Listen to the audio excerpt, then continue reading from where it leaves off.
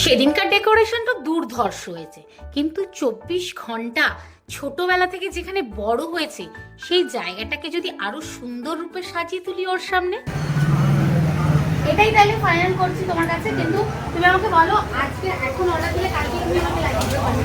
কালকে লাগিয়ে দেবো, চেষ্টা করবো 100%।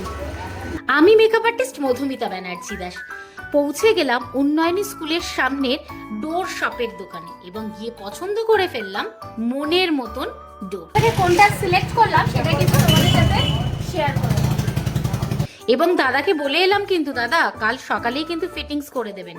দাদার কথা মতন কিন্তু লোক পাঠিয়ে দিয়ে আমার ডোর কিন্তু একদম সুন্দর করে দিল।